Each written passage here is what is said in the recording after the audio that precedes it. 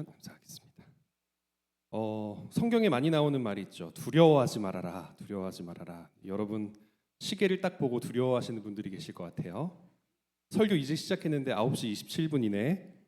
걱정하지 마십시오. 저도 토끼 같은 아내와 곰새마리 같은 자식들에게 막차 끊기기 전에 돌아가야 됩니다.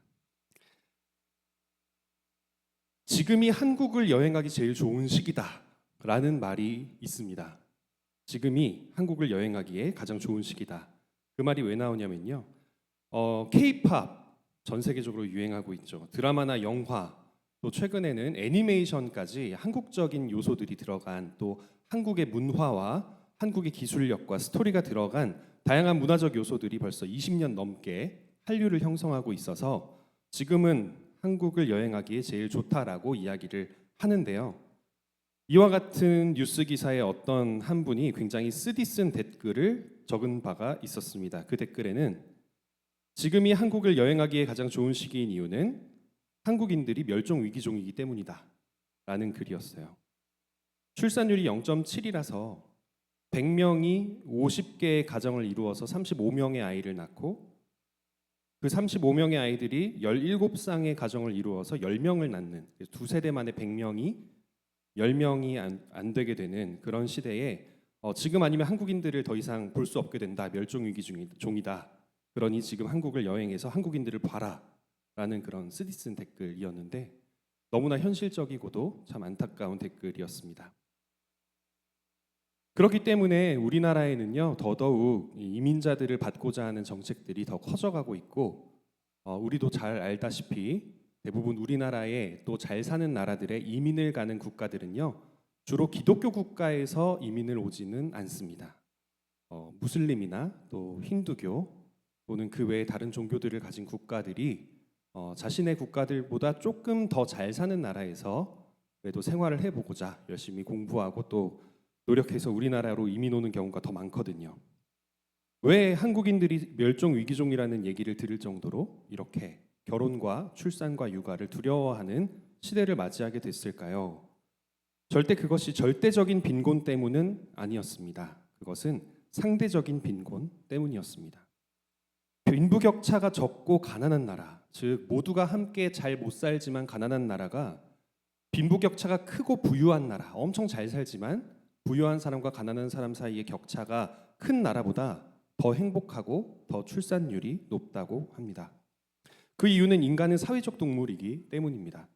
사회적인 압력과 또 또래 압력에서 자유로울 수가 없는 인간이기 때문에 주변 사람들을 보면서 나와 주변을 비교하고 그것들을 통해 나의 사회적 지위를 통해 안정감을 얻거나 불안감을 느끼기 때문이죠. 특별히 요즘 제가 조인기 목사님 대신에 청소년부에서 설교를 하면서 청소년들에게 참자유를 누리라는 내용의 설교를 많이 해주는데요. 너희들의 외모, 너희들의 성적 또는 부모님의 경제 상황 같은 것들 때문에 서로를 비교하지 말고 모두를 하나님의 형상으로 바라보아야만 참된 자유가 너희들에게 주어질 것이다 라는 내용에 과연 이 시대를 사는 청소년들이 얼마나 공감을 할 수가 있을까요? 그래서 행복하기 위한 첫 번째 걸음은 이렇게 이야기를 합니다. 남들과 나를 비교하지 않는 것. 함께 따라해 볼까요? 남들과 나를 비교하지 않는 것. 남들과 나를 비교하지 않는 것. 네, 남들과 나를 비교하지 않는 저와 여러분이 되기를 원하는데요. SNS에 나오는 모습이 전부가 아님에도 불구하고 그것을 보면서 나는 왜 저렇게 좋은데 여행 가지 못하지? 나는 왜 저렇게 좋은 집에 살지 못하지? 나는 왜 저런 옷을 입지 못하지라고 나를 업신여기는 것, 이것이 하나님 앞에서는, 우리를 하나님의 형상으로 지으신 하나님 앞에서는 큰 죄일 거라는 생각을 합니다. 또한 서울 내에 인서울을 해서 유명한 인지도가 있는 대학을 갈 수 있는 사람들의 수는 전체 수험생들의 10%밖에 안 되거든요. 그리고 대기업의 정규직으로 들어가서 일할 수 있는 사람들의 수도 10%가 채 안 됩니다. 그런데 우리나라 사람들은 수도권 대학을 못 가면 또는 대기업을 못 가면 마치 그 인생이 성공하지 못한 것처럼 무언가 미끄러져 버리고 실패한 것처럼 여기고 있는데, 그렇게 따진다면 대한민국 국민 중에 90%는 실패한 게 되거든요. 키가 어떻고 외모가 어떻고 건강 상태가 어떻고 학벌이 어떻고 직장과 연봉이 어떻고 이런 것들로 서로를 비교하다 보니 나 자신이 스스로 내가 뭘 좋아하고 있었는지, 나에게 어떤 특기가 있었고 재능이 있었는지, 하나님께서 나에게 주신 것이 무엇이었는지를 생각하기 전에 다른 사람들이 보기에 내가 업신여김 당하지 않으려면 뭘 채워야 될까만 생각하면서 살아가는 이 사회가 되었기 때문입니다. 그래서 비교하지 않기 위한 첫걸음은 남들과 나를 비교하지 않는 것이며, 비교하지 않기 위한 첫걸음은 나에게는 나만의 가치가 있다는 걸 발견하는 것입니다. 그리스도인들에게는요, 누구에게나 나만의 가치가 있습니다. 그것은 곧 우리 안에 계신 성령님께서 우리에게 말씀해 주시는 가치입니다. 예수님의 말씀대로 살아가는 사람이 이 세상을 진리와 생명의 길로 인도할 수 있다는 것, 하나님의 명령대로 살아가는 사람만이 이 세상을 올바른 질서와 문화가 있는 곳으로 만들 수 있다는 것을 믿는 우리는 남들이 모르고 있는 그 참된 진리를 점점 알아가고 또 사람들에게 전파할 수 있는 능력, 그 가치가 우리에게 있다는 것을 발견할 때 나보다 돈이 많거나 나보다 사회적 지위가 높거나 나보다 잘생기고 예쁘거나 그런 것과 상관이 없이 하나님이 나를 통해서 일하신다는 그 자체만으로 나의 가치를 생각할 수가 있습니다. 이민자들이 많아지면 많아질수록 우리나라도 다문화 사회, 다인종 사회를 향해서 나아가는 것은 이제 시간 문제라고 합니다. 그래서 이 시대의 중요한 키워드들 중에 하나가 바로 환대와 포용인데요. 과연 기독교인들은 어느 정도까지 환대를 해야 되고, 동시에 반기독교적인 문화가 만약 그들을 통해서 들어온다면 얼만큼 저항해야 하는 것일까에 대해서 우리는 고민하면서 살아야 합니다. 그러기 위해 우리는 더더욱 우리만의 가치, 복음의 가치에 올바르게 서 있을 수 있어야 하죠. 기독교는 문화의 옷을 입는다라는 말이 있는데요. 여러분들도 잘 아시겠지만 여러 나라의 여러 기독교 교회들이 세워져 있지만 그 나라들이 다 똑같은 노래만 부르면서 찬양을 하는 것은 아닙니다. 어떤 교회는요, 우리가 잘 모르는 종류의 찬양을 드리는 교회들도 있어요. 예를 들면 한번 불러보도록 할게요. 여러분이 들어본 적이 있으시면 같이 불러주시면 되지만 아마 한 분도 없을 것 같습니다. Agnus Dei, qui tollis peccata mundi, miserere nobis. 자, 들어보신 분? 없어요. 자, 그럼 여러분 중에 누군가는 들어본 적이 있을 수도 있는 찬양을 한번 불러볼게요. Oh the blood of Jesus washes me. 왜 없어요? 네, 이번엔 여러분이 아마 다 잘 알 수 있는 난 주 보혈 아래 있네. 그 피로 내 죄 사했네. 하나님의 긍휼 날 거룩해 하시었네. 이 노래 아시는 분? 그쵸, 네. 정말 놀라운 사실은요, 방금 부른 이 세 곡의 찬양이요, 각각 언어는 다르지만 내용이 똑같습니다. 다 예수님의 보혈로 구원받음을 찬양하는 곡들이에요. 언어는 다르고 문화가 달라서 내가 한 번도 들어본 적이 없는 찬양으로 세상 어딘가에서는 하나님을 노래하고 있다는 거죠.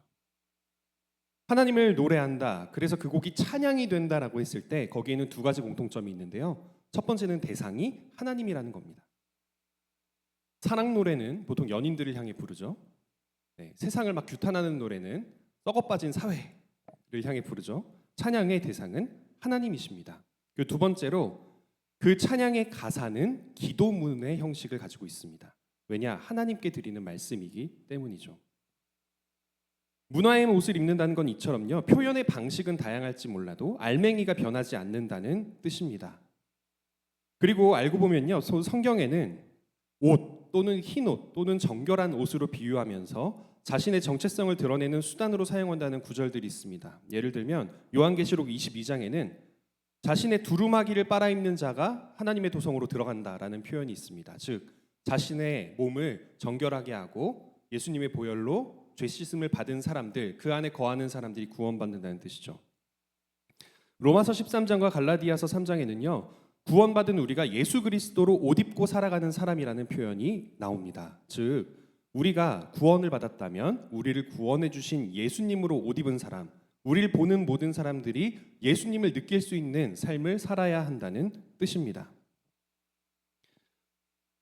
그런데 우리가 만약 누군가를 만났을 때 예수님으로 옷 입지 못하고 그저 문화의 옷만 입은 채로 그 사람을 만난다면, 교회 안에서 만난다 해도 그것이 과연 복음적인 만남이 될 수 있을까요? 오늘의 본문이었던 레위기 19장의 상황과 신명기 7장의 상황은요, 같은 상황임에도 불구하고 약속의 땅 가나안으로 들어가기 위해 하나님께서 율법을 주고 계신 같은 상황임에도 불구하고 레위기에서는 거류민이 너희의 땅에 거류하여 함께 있거든 너희는 그를 학대하지 말고 너희 중에 나은 자 같이 여기며 사랑해라 라고 이야기를 하고 있고요. 신명기 7장의 본문에서는 그들과 어떤 언약도 하지 말고 불쌍히 여기지도 말고 혼인하지도 말고 며느리로 삼지도 말고 자식으로 삼지도 말고 그들을 다 진멸하라 라고 이야기를 합니다. 너무 다른 말씀이잖아요.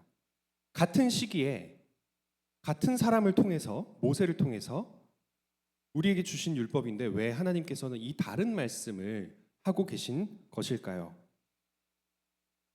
하나님께서는요, 하나님의 질서가 망가져버린 이 세상을 다시 바로잡기 위해 하나님의 백성들을 부르십니다. 하나님의 질서대로 살아가는 민족으로 이 당시에도 이스라엘을 부르셨던 것이죠. 그래서 하나님께서 이스라엘을 부르셨던 그 목적이 완전히 이루어지려면 이스라엘이 이집트라든지 아니면 다른 나라의 어떤 통치, 하나님이 아닌 다른 종류의 통치에서 벗어나야만 했고, 그런 다음 약속의 땅에서 하나님의 통치와 하나님의 질서 속에 머물러 있을 수 있어야만 했습니다. 궁극적으로는 예수님의 초림과 재림을 통해 하나님의 질서가 고쳐지고 또 완성이 되겠지만, 그럼에도 불구하고 지금 이 땅에 살고 있는 우리에게 하나님께서는 이 땅을 바로잡으며 살아갈 것을 권하고 명령하고 계신 것이죠. 그러기 위해서는 하나님의 자녀들이 확실한 자기 정체성을 가지고 있어야만 했습니다. 그런데 놀랍게도 그 정체성은요, 먼저 이웃을 사랑하는 데서 시작을 합니다. 한번 따라해 볼까요? 이웃을 사랑하기. 그런데 이스라엘 민족의 주변에 살고 있는 이들, 그들은 당연히 하나님께서 보시기에 이스라엘 민족의 이웃이어야 하는데 이스라엘에게 원수라고 불리기도 했습니다. 왜냐? 하나님의 질서와는 정반대의 길을 걷고 있었기 때문입니다.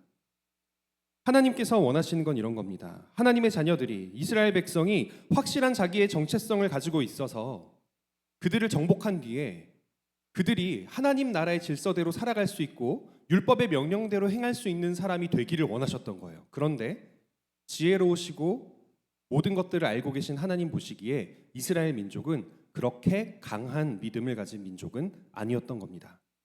저들이 이방 민족과 함께 살게 되면 분명히 타락하겠구나. 저들이 이방 민족을 하나님의 질서대로 물들이기 전에 나의 백성들이 세상 질서에 먼저 물들어 버리겠구나라는 걱정을 하나님이 하셨던 거죠. 하나님께서는 그래서 너희들이 이방인들을 학대하지 말고 선대하고 너희 중에 하나로 여겨라라는 말씀을 하시면서, 그것이 너무나도 중요한 명령이지만 동시에 하나님의 말씀대로 살아갈 생각도 없고 하나님의 명령대로, 하나님의 문화 명령대로 살아갈 생각이 없는 민족들은 과감하게 관계를 끊어버리라고 이야기를 한 것이죠. 그래서 하나님께서는 하나님의 자녀들이 확실한 자기 정체성을 가지면서도 동시에 하나님의 자녀들이 세상에 대해서 물들지 않고 오히려 승리하기를 바라셨던 것입니다. 그런데 우리는 너무나도 잘 알고 있습니다. 이스라엘 백성들은 완벽한 민족이 아니었습니다. 그런데 이 땅에 완벽한 하나님이자 완벽한 인간으로 오셨던 한 분이 계셨습니다. 누굴까요? 바로 예수님. 예수님께서는 죄가 없으시고 죄의 유혹을 받으셔도 넘어가지 않는 분이셨죠. 그 예수님께서는 어떻게 사셨나요? 죄인들의 친구가 되셨습니다. 사마리아인들에게 다가갑니다. 이방인들에게 다가갑니다. 오히려 율법 교사들이 보기에는 너는 잘못된 삶을 살고 있었다고 규탄을 받을 정도로 그들과 친하게 지내십니다. 왜 그럴까요? 이스라엘 민족은 세상에 물들 수도 있는 이들이었지만 예수님은 세상에 절대 물들지 않는 분이셨기 때문입니다. 예전에 제가 설교를 하다가 이런 비유를 말씀해 드린 적이 있는데요. 다큐멘터리를 보면 아프리카에 있는 초원에서 사자떼가 나타나요. 사자떼가 나타나면 온갖 동물들이 다 도망을 갑니다. 심지어 그 커다란 물소들도 사자떼를 보면 도망을 가요. 왜냐? 사자들에게 잡아먹힐 수 있다는 사실을 알고 있기 때문이죠. 근데 유일하게 사자를 무서워하지 않고 오히려 쫓아버리는 존재가 있습니다. 바로 코끼리들입니다. 내가 사자에게 지지 않는다는 걸 알기 때문에 여유 있게 가던 길을 갈 수 있는 것이죠.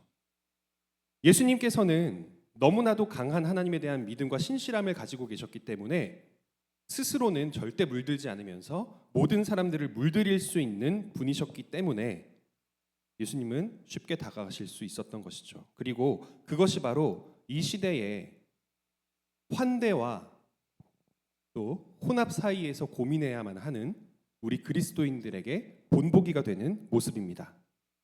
우리는 스스로 생각해야 됩니다. 내가 혹시 믿지 않는 친구들 때문에 믿지 않는 사람들의 사고방식에 물들고 있진 않은지, 우리의 자녀들이 혹시라도 믿지 않는 사람들이 가지고 있는 세속적인 가치관에 물들고 있지는 않은지.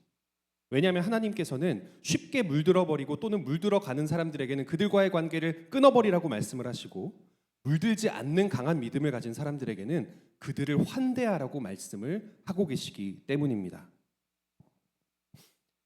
라이놀드 리버라는 사람이 도덕적 인간과 비도덕적 사회라는 책을 쓰면서 그 책에서 이렇게 주장을 합니다. 한 공동체 안에서 도덕적이고 바람직한 행동이, 그래서 야, 저 사람 행동 진짜 대단하다, 정말 본받을 만하다, 존경스럽다라고 할 만한 그 행동이 외부 또는 전체적으로는 올바르지 못할 수가 있다고 말입니다. 예를 들면 나치즘이 횡행했던 독일에서는요, 유대인들을 얼만큼 미워하는가 또 얼만큼 잘 학살하는가가 존경의 척도가 되었습니다. 정말 놀랍죠. 지금의 눈으로는 이해할 수 없는데 그 당시에는 그와 같은 사고방식을 가지고 있었던 거예요. 또한 민족주의로 인한 전쟁이 일어날 때 한 민족이 다른 민족을 혐오하고 그들을 잘 죽이는 것, 그것이 존경받는 길이 되는 경우도 있습니다. 지금도 전 세계적으로 여기저기에서 전쟁이 일어나고 있죠. 하지만 조금만 시간이 지나면, 몇 세대만 지나면 그와 같은 과거의 모습이 혐오였고 죄였음을 깨닫게 됩니다. 이스라엘 역시 마찬가지였습니다. 선민 사상을 가지고 있었습니다. 우리는 하나님께 선택받았다라는 이 세상 때문에 이스라엘은 다행히도 신앙적으로 이방인들에게 물들지 않았지만 동시에 세상으로부터 고립되어서 이방인들을 배척하는 바람에 하나님을 믿는 믿음이 전파되지 못했었죠. 아이러니하게도 예수님에 대한 믿음이 전파되기 시작한 건 그 이스라엘 민족이 로마에게 완전히 깨어져서 디아스포라가 생겨 전 세계로 도망가면서부터였습니다. 그래서 우리는요, 하나님의 나라의 질서를 지키기 위해 예수님과 같은 모습을 우리가 가지고 있는지를 항상 돌아봐야만 합니다. 나 스스로는 절대 세상에 물들지 않으면서 세상을 물들일 수 있는 강한 믿음을 가지고 있는지 말입니다. 모든 이방인들은 다 하나님의 사랑의 대상입니다. 우리나라에 앞으로 많은 사람들이 아마 이민을 오게 될 것이고 다양한 문화와 인종이 함께 살게 될 텐데, 그럴 때 그 모든 사람들은 다 하나님의 형상입니다. 우리와 피부 색깔이 다르다 해도, 우리와는 다른 옷, 다른 헤어스타일, 또 다른 문화를 가지고 있다 해도 말입니다. 하지만 그들을 우리가 받아들일 때에 그들이 가지고 있는 문화의 옷보다 더 눈여겨봐야 될 것은 그 문화 속에 있는 가치관이 기독교 가치관에 맞는가 아닌가인 것입니다.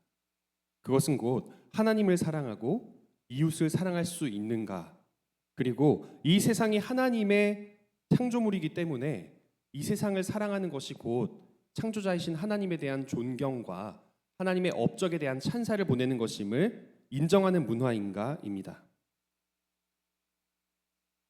하나님 나라의 질서를 지키는 것은 그리스도인들의 아주 소중한 의무입니다. 그리고 그 의무는 아마 지금 앉아있는 여러분과 또 지금 청년들, 그리고 이 다음 세대, 그 다음 세대로 가면 갈수록 더 우리에게 중요한 의무로 다가올 것입니다. 왜냐하면 너무나도 다양한 문화가 흘러 넘치게 될 것이기 때문이죠. 우리가 그럴 때에 결코 하나님만이 진리이고 예수님만이 생명이고 길이라는 사실을 잊지 않을 수 있는 사람들이 될 수 있기를 원합니다. 내 눈에 들보를 빼야 남의 눈에 있는 티끌도 빼어줄 수가 있습니다. 우리가 먼저 기독교적 가치관에 단단히 서기 위해서 더 열심히 성경을 읽고 더 열심히 설교를 듣고 더 열심히 기도할 수 있어야만 합니다. 또한 두려움은 연약함에서 나온다는 사실을 인지해야 합니다. 내가 그와 같은 문화를 가지고 오는 사람들을 미워하는 마음이 있다면 어쩌면 내 마음 가운데에는 그들이 가지고 오는 문화에 내가 젖어버릴까 하는 연약함에서 오는 두려움이 있을 수도 있다는 것도 인정을 해야만 합니다. 그렇게 환대를 추구하며 혼합을 경계하는 올바른 믿음 위해서는 저와 여러분이 되기를 원합니다. 함께 기도하겠습니다. 하나님 아버지, 주님께서